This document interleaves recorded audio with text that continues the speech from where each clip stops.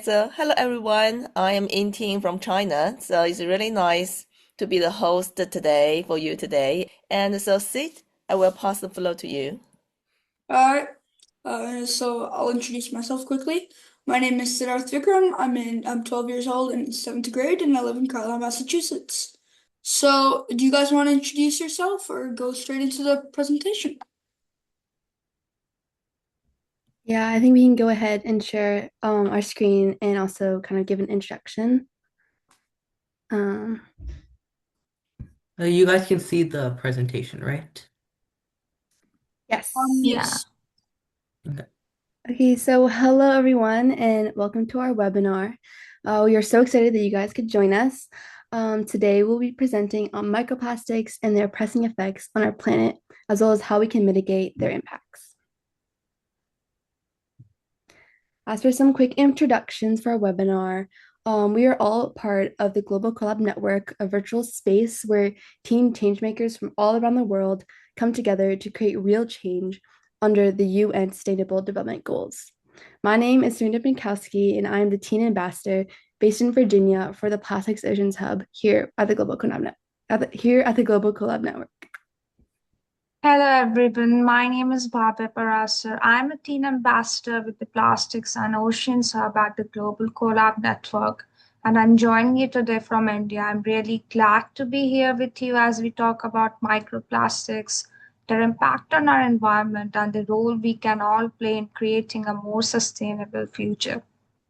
Hi everyone, my name is Samarth Iyer. I am the secretary with the Plastics Oceans Hub, and I am based in California.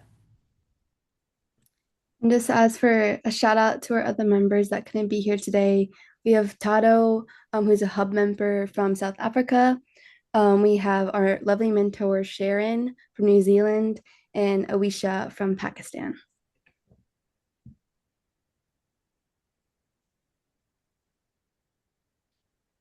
So really to begin, we will be doing an intro into what microplastics really are. Microplastics are defined by being plastic particles that are in between 1 nanometer to 5 million nanometers. For a size comparison, that's about the width, if not smaller, of a single human hair. Microplastics are found all around us. They pollute our oceans, lakes, soil, air, rain, and even most scarily in our food. Microplastics are found commonly in our oceans, contaminating aquatic ecosystems, organisms like fish, and even in our drinking water. When marine animals ingest these particles, they move up the food chain, eventually reaching us. What makes this even more concerning is that microplastics don't biodegrade. They just slowly break down into smaller and smaller pieces over time. Microplastics are hidden almost everywhere in our world, even in places humans don't inhabit or travel to, with long-term effects that we might not even realize yet. Scientists are still studying and uncovering just how serious this issue truly is. Now, as a quick question, we kind of want to hear your thoughts about microplastics. So feel free to think about the answer in your head, or if there's people out there in the chat, you can go ahead and type it.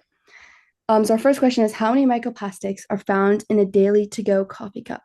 Is it A, 10, B, 100, C, 1,000, or D, 10,000 plus?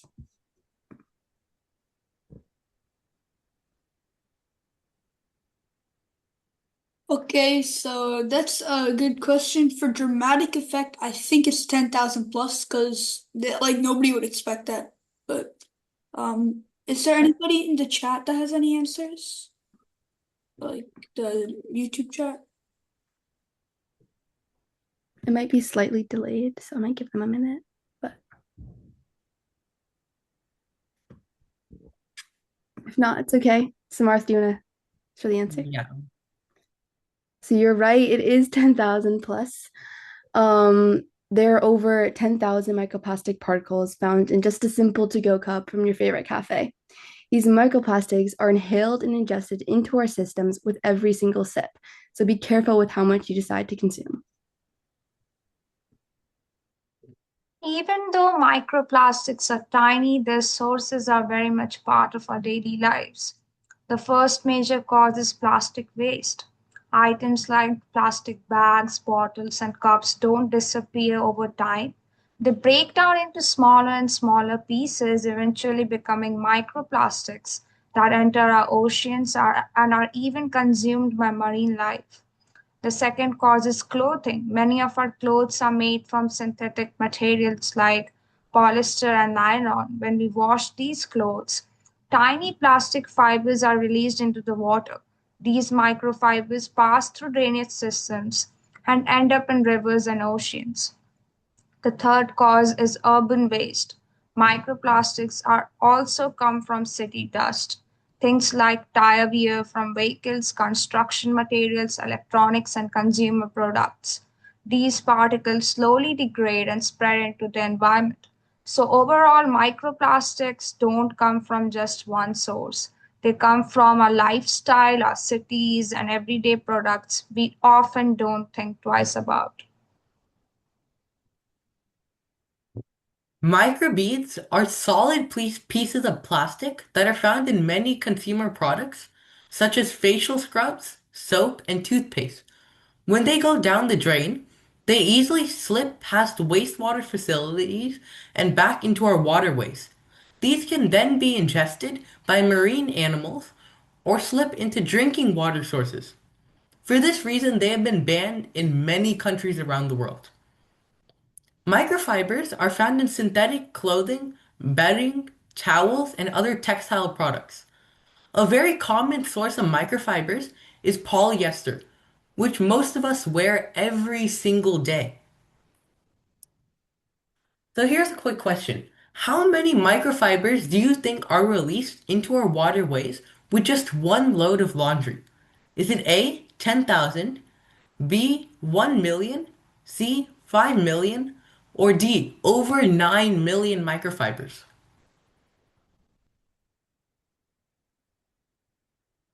Um, Going along the same line of thought as last time, I'm choosing D. Anybody else? I don't see anybody. Huh. Well, Julie hopes it's not D, but I'm not sure. Ha. I want to be right, but I also don't want to be right. Well, I don't know if this is a happy thing or a sad thing, but the answer is D. Over 9 million microfibers are released into our waterways after just one load of laundry. As they are unable to be properly filtered out in your washing machine or in wastewater facilities, most of them flow directly into our waterways and eventually our drinking water.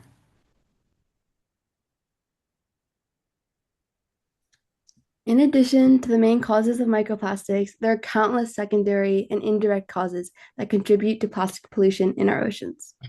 Firstly, underdevelopment is an extreme issue behind global pollution as lower or middle income nations or states, especially those that are near or fully surrounded by bodies of water, experience large influxes of plastic every year through industry or commercial waste, as well as personal waste, which much of which is not disposed of properly, so it ends up building up on our shorelines.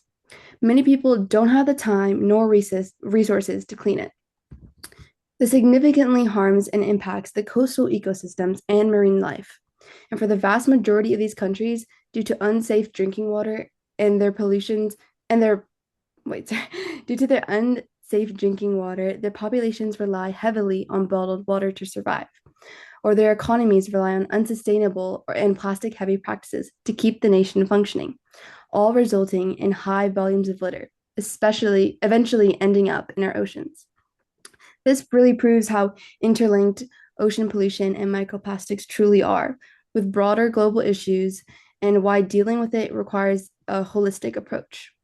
Secondly, extreme weather and runoff due to our changing climate is a huge contributor to microplastic pollution. With the growing implications of more extreme weather, such as higher rainfall, chances of hurricanes, or more intense flooding, this will force plastics in large quantities to be swept away into our oceans. Plastic left out or not disposed of properly is susceptible to being broken down into pieces we can't even see with our naked eye, proving to be a largely invisible but long-term and serious problem. Thirdly, wastewater systems are also a pressing issue as it is direct and circular way that microplastics to become prevalent in our food, airways, and oceans, further implicating human health, ecosystem, and overall plastic pollution.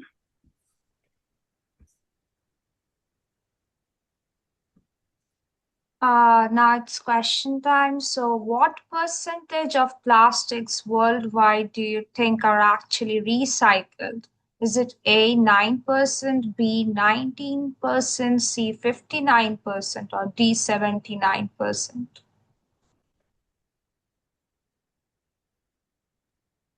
Anybody have any answers? Jake or Julie, do you wanna? Okay. Well, I'm going with the worst case scenario here for the third time. A, if nobody else has an answer. I think it's the correct answer. Many people are surprised to learn that the real number is just 9%. This shocking statistic shows why reducing plastic use is just as important as recycling. Next, we will be going over the effects on marine life. Firstly, plankton consume plastic.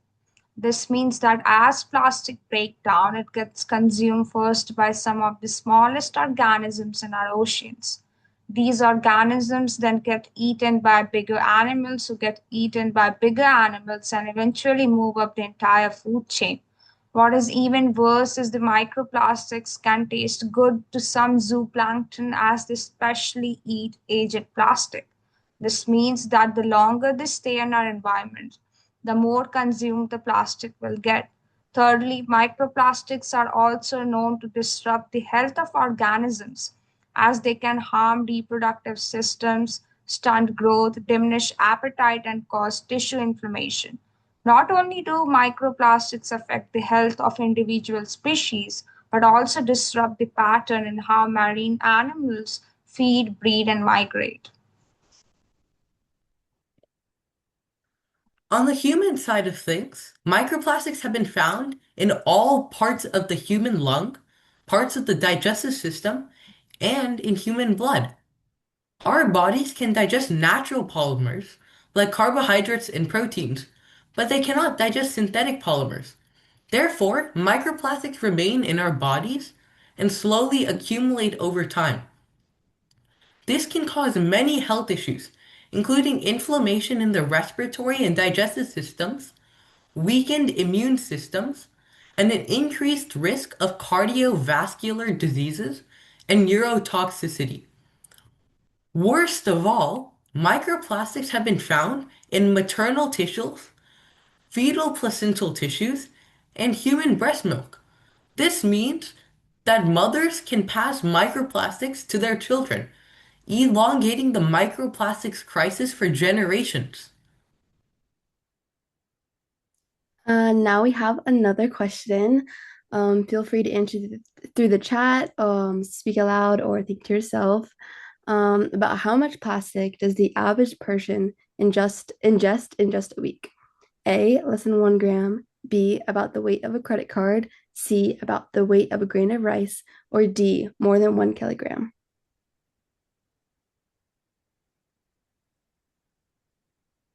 I'll check the chats.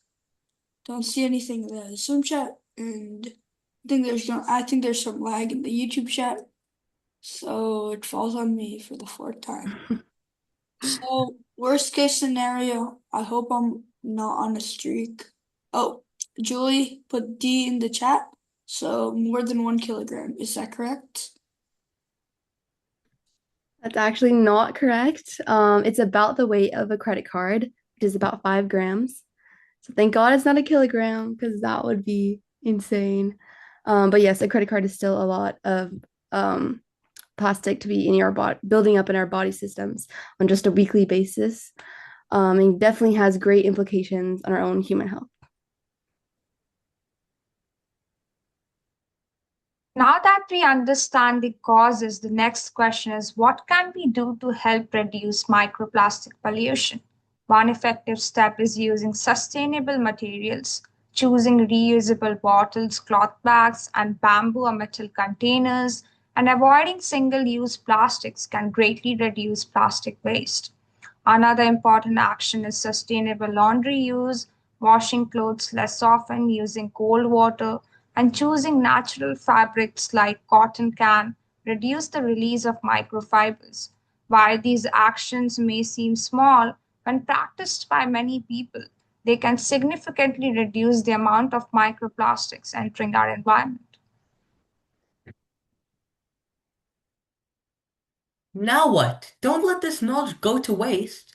Now that you are aware of the microplastics crisis, educate others in your community. Attending or hosting workshops, talks, and cleanups is a great way to make a positive impact. But the easiest way starts with you. What things are you doing that may add to this problem? Are you using any clothes or products that release too many microplastics? Making changes in your lifestyle is the best way to create change. You can also scan the QR code and take our pledge to change our climate and better the future. Sorry, change our climate and better the future of our planet. Together, we can save our oceans, ourselves, and our future. Wait, sorry, Marth, could you go back one slide? I just want to emphasize really, could everybody just like take the time and scan the QR code? All you have to do is pledge for one small sustainable impact or change that you want to make in your own lifestyle. For example, I made a sustainable change to not use single-use plastic bottles anymore, because that's just an easy way for plastic pollution to build up. But yeah, if there's anyone on YouTube or in this meeting that hasn't signed the pledge, feel free to do that. I just hope you all are encouraged to act out and make a positive impact on our world. And we really hope you learned something new in this webinar. Here's a list of all oh my God, here's a list of all our references. And we really appreciate you sticking around and hearing from us. I would also like to plug the Global Collab Network, especially the Plastic Solutions Hub, which is our hub, the best hub. But there's a link on the screen. I know you can't click on it, but if you can just like copy that and save it, this is where you can see all our hub's past projects and where you can join us too. We are always looking for new members and mentors also if there's any adults that would like to join. So feel free to reach out. Yes, and moving the world forward on progress. Whoa. The world is moving forward on progress, but it requires us all to take small steps and make sustainable changes in our own lives. Together, we can turn the tide on plastic pollution and create a healthier future for us all. Ah, that's really good. I really enjoyed the presentation about microplastics. I think it was really interesting and it really showed the problem, the possible solutions, and it was really well said. So good job to all of you. So the question that was asked by Julie, I thank you, Bhavya, for answering it in the chat, but maybe you want to answer it out loud too for our audience. So it's how do we know if we are wearing clothes with too many microplastics? Do you want to answer that? Yeah, sure. So basically, when you're wearing synthetic clothes, so most probably they are going to have microplastics. Clothes that are too shiny, gym wear, they usually contain microplastics. So you should be aware while wearing synthetic clothes. Try to prefer wearing more cotton clothes rather than wearing synthetic fiber related things. Thank you. Right. So, are there I have a question. Are there any present effects of the amount of microplastic concentration in our bodies? Like, how is it like right now affecting humans? Does it have any noticeable effects? Or Um, Again, like plastics themselves have only been around since World War II, and the buildup has been slowly increasing over the years. So there's not exact like data collected enough because we haven't had enough generations to go through to see what microplastics have really done to our human health. But I'm sure that there's countless reasons, and problems that we are experiencing right now that we just don't know yet because there's not enough data points or enough research on our generations yet. But I would say give it time. We're just really going to see these impacts escalate. So it's really important that we hunker down now and try to mitigate this issue while we still can before we see the implications become too great. Adding Uh, on to that, I think there's currently research done. As Serena said, it's going to take a lot more years because plastic is relatively new.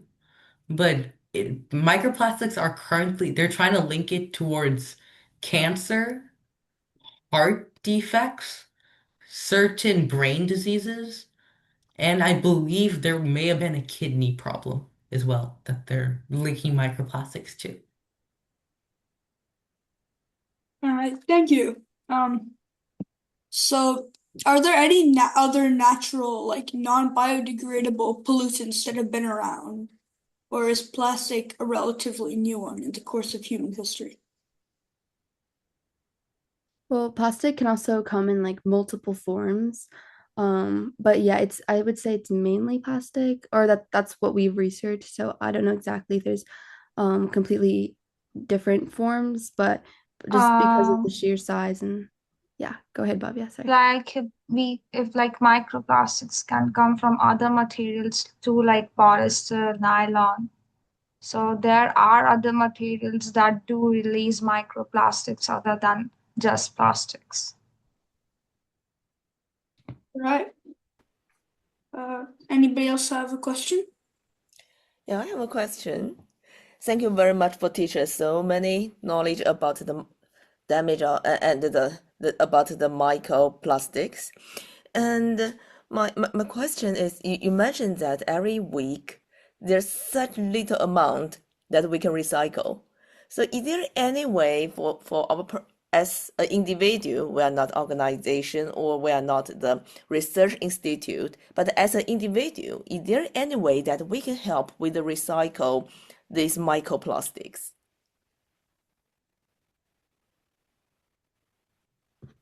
Yeah, I mean, I would like to say that at least in my community, there's like separate bins for separate recycling products. Like there's one for like cardboard or like paper, and then there's one for like plastic bottles or plastic bags, and then there's other ones for waste and then compost.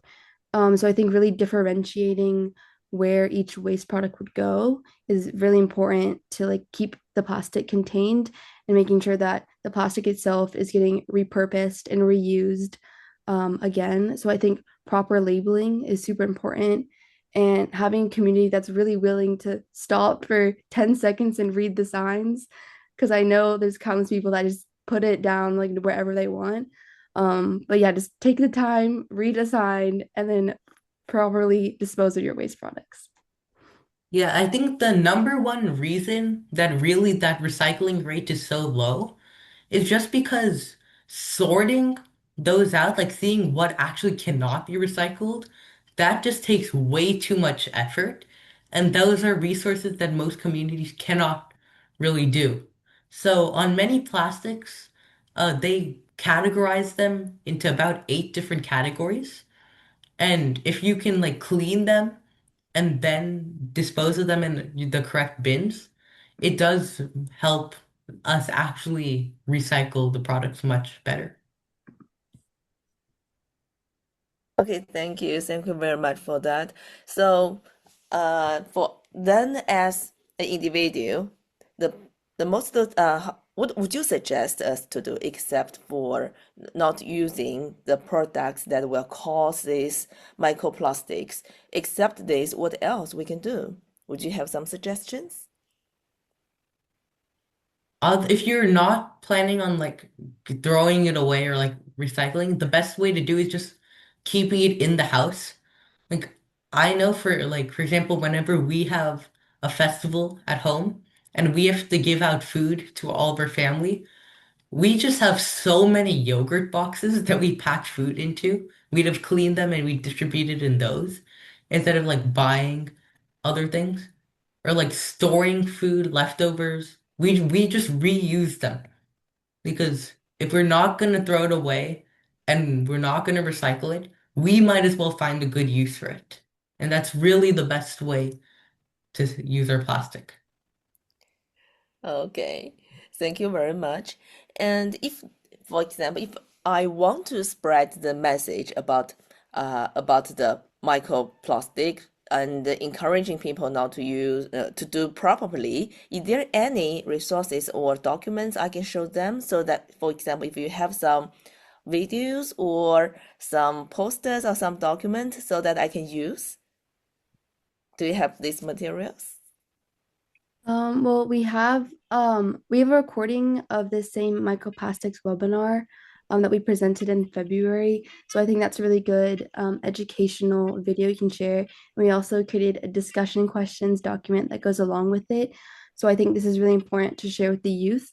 So as younger kids are growing up, they're in turn like learning how to properly dispose of their items, so we prepare the future generations because they're also just gonna have these same problems, just probably increased, unfortunately.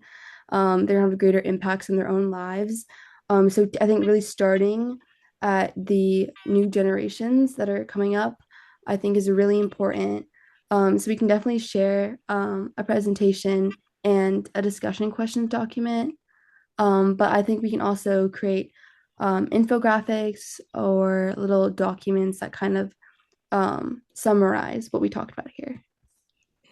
Yeah, thank you. So if anyone who are interested in this topic, so they can come to visit your website or contact you directly for all these materials and information, right? Yes, of course. Yeah, and we have a link right here to our hubs page with the Global Collab Network.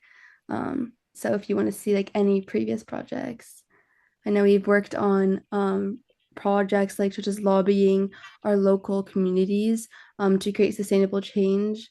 For example, I was trying to increase the amount of recycling bins in my community. And I think Bhavya, you also created one, right? Yeah, I too created it. What was it? Can you just talk about like kind of what was it about it? Well, we were like supposed to write, we were supposed to like tell about write to our local leaders how we can reduce plastic pollution in our community, like giving options of like uh, giving options for like how we can reduce plastic pollution, like through hosting webinars, the different kind of workshops for the community people so they can know about the effects of plastic pollution, as most of the people aren't aware about how plastics affect our daily life, and especially topic like microplastics is not something that we usually talk about. So I think the awareness is the most important thing in these kind of cases.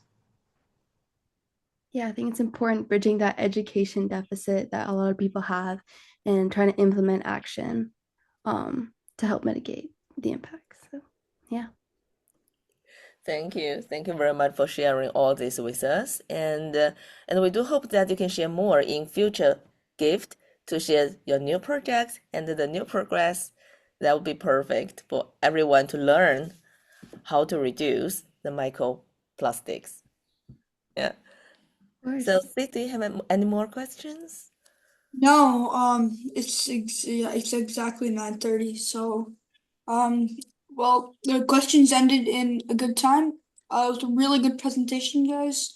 I learned a lot about microplastics.